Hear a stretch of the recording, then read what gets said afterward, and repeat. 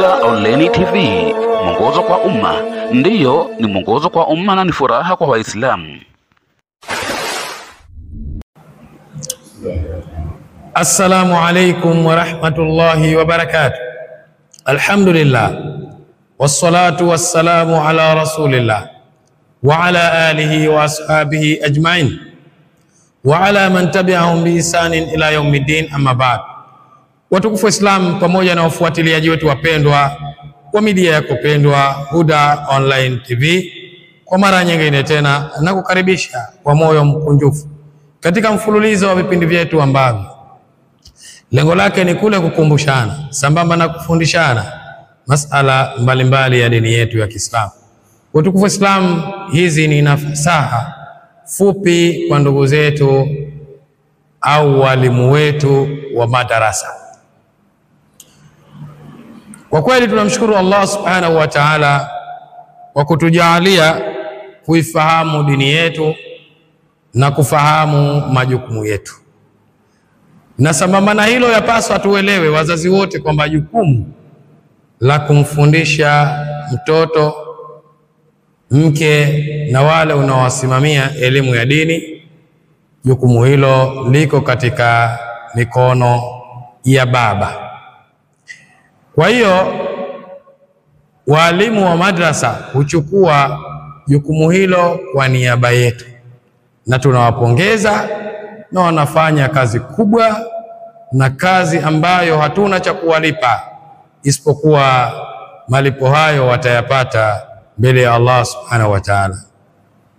Kuna nukta ndogo tu ambayo nitaizungumza ambayo huwa inanisikitisha kwa walimu wetu wa madarasa. Jambo hilo ni kwamba walimu wetu wa madrasa katika zama hizi ambazo tunazo sasa, asri na hadha, ni kwamba wanachukua muda mkubwa sana kuwafundisha watoto wetu anashiti, jambo ambalo kwa maana kubwa ni kuwapotezea muda vijana wetu. Watukufu Waislamu, Uislamu haujakataza mtu kufurahi,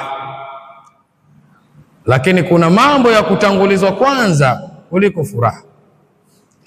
Kwanza ni wajibu wetu, na wajibu wetu ni kuisoma Qur'ani na kuifundisha, kama qala Rasulullah sallallahu alaihi wasallam, khairukum man ta'allama al-Qur'ana wa 'allama.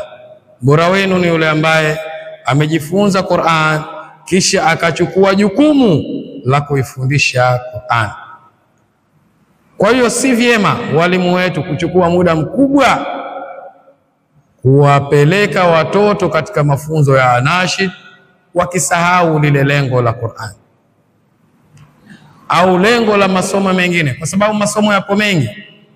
Mtoto anatakiwa ajue Qur'an, baada ya Qur'ani ajue hadithi, baada ya hadithi afahamu fiqh, lakini pia afahamu siyar, aelewe historia na mambo mengine yanakuja katika upande wa lugha. Sasa wewe mtoto huyu bado unayo na muimbisha anashid asubuhi na jioni. Wengine huchukua video wakawa wanawarekodi watoto, muda mwingi sana unapotea. Jambo hili ni kosa kisheria, kwa sababu la kwanza ukiliika la tatu umekwenda tofauti na sheria. Ni sawa sawa ya kwamba wewe kama vile zilivyo nguzo za Kiislamu, ikawa wewe kazi yako ni kutoa zaka lakini huswali, hutokuwa sawa. Unafunga mwezi mtukufu wa Ramadhan lakini huswali, hutokuwa sawa. Unakwenda hija lakini huswali. Lazima kwanza utekeleze ibada ya swala, kisha hayo mengine yafuatie. Kwa hiyo hapa dhima ni kusoma Qur'an kwa njia hii ya nadhar, njia ya kuona, lakini vile vile na tahfidhi al-Qur'an na njia ya kuhifadhi. Lakini pia uingie katika hadith, katika nadhar, lakini pia hadithi pia nazo zatakiwa zihifadhiwe. Hata katika siyar uende kwa nadhar, baadaye nazo hifadhi. Sasa muda huo ikiwa tunauchukua kwa kuwafundisha watoto wa anashid, tujue kwamba tunawadhulumu kwa kuchukua muda wao vibaya. kwa sababu hawa kesho na kesho kutwa wanatakiwa wawe walimu bora, wawe wanawafunza wengine. Ndio lengo la dini ya Uislamu. Kwa hiyo nasaha zangu ni kwa walimu wote wapunguze au waondoe kabisa mambo haya ya nashid, kwa sababu manufaa yake ni madogo kuliko hasara. Nafikiri tumefahamiana. Wabillahi tawfik. Fassalamu alaikum wa rahmatullahi wa barakatuh.